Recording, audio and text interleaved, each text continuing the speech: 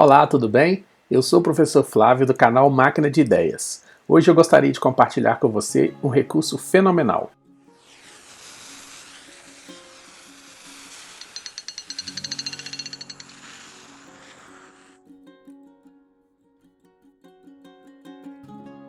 Então agora aqui a primeira pergunta vai ser de nome, e aí eu já vou dar uma dica para vocês muito legal, que é o seguinte: você vai clicar no botãozinho dos 3 pontos e vai inserir uma descrição. Quando você insere uma descrição, vai aparecer embaixo da pergunta do nome um outro campo. E nesse outro campo você vai poder colocar mais instrução para os seus estudantes. Então aqui vai ser, escreva seu nome completo sem abreviações. E aí você vai ter esse espaço para colocar mais informação. Ótimo. Sempre marcando como obrigatória, para a gente ter certeza que as pessoas vão preencher. E agora nós vamos para a segunda pergunta. A grande maioria das pessoas vai para a próxima pergunta clicando em adicionar pergunta. Mas você também pode simplesmente clicar no botão duplicar, que está aqui, e a sua pergunta vai ser duplicada. Então eu clico e ele clona a pergunta.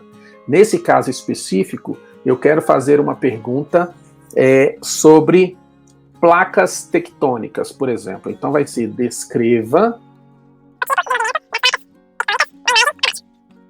Eu quero que a pessoa visualize uma imagem e descreva um tipo de movimento que essa imagem vai mostrar. Só que vamos perceber, eu estou falando de movimento. Se eu estou falando de movimento, uma imagem estática, uma foto, ela vai representar muito pouco essa ideia de movimento. Então o ideal seria que eu tivesse uma imagem em movimento. E aí o formulário permite que a gente faça essa inserção desse item.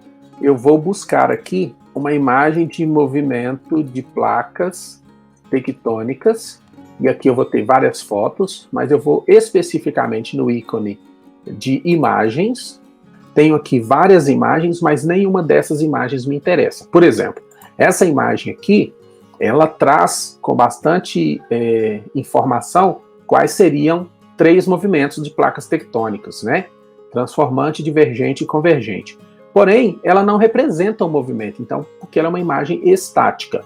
Se eu colocar essa imagem no meu formulário, eu consigo passar a ideia para os meninos, mas eu posso fazer um pouquinho diferente. Veja bem, eu vou clicar aqui no botão de ferramentas dentro do Google Imagens, e clicando no botão de ferramentas, eu vou selecionar agora tipo, e vou selecionar o último tipo, o GIF.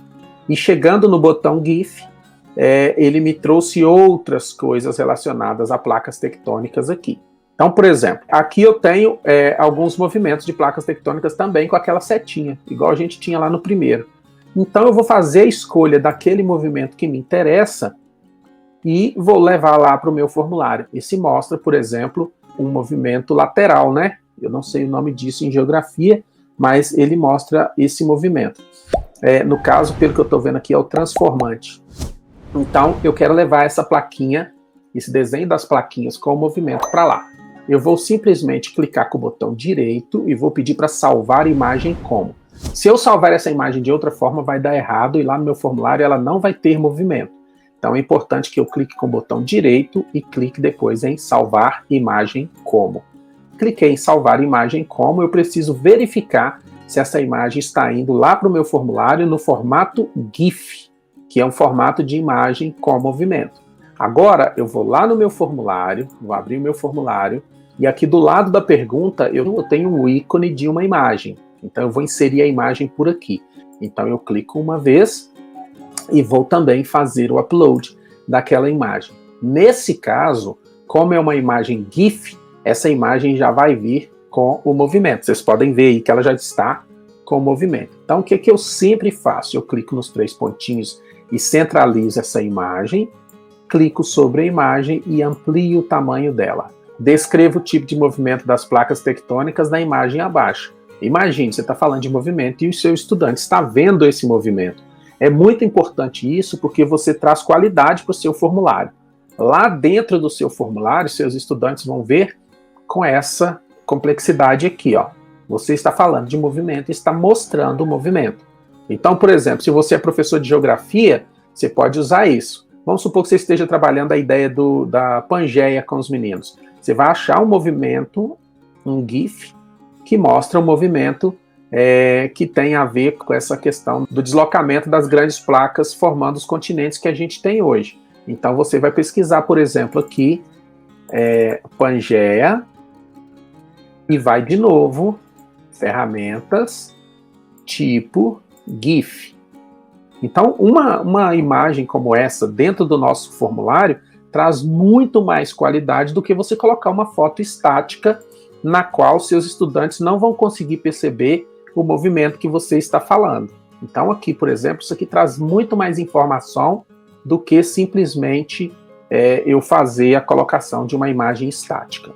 Se você é professor de educação física e quiser mostrar algum movimento, vôlei com saque por cima. O professor de educação física está trabalhando movimentos do vôlei com os estudantes e esse professor, essa professora precisa mostrar como se dá esse movimento. Se ele colocar essa imagem estática, o aluno pode até entender o que isso quer dizer, mas não se compara ao fato dele colocar uma imagem em movimento, porque aí sim vai conseguir perceber. Por exemplo, nesse caso aqui, vai ter aluno que vai falar, professor, se eu levantar a bola desse jeito, ela cai, ela não vai ficar parada esperando eu bater nela. Então, o ideal é que a gente tenha uma imagem que realmente represente o movimento que a gente quer passar. E aqui você vai procurar por GIF e vai ter saques variados com o movimento, mostrando exatamente o que você espera.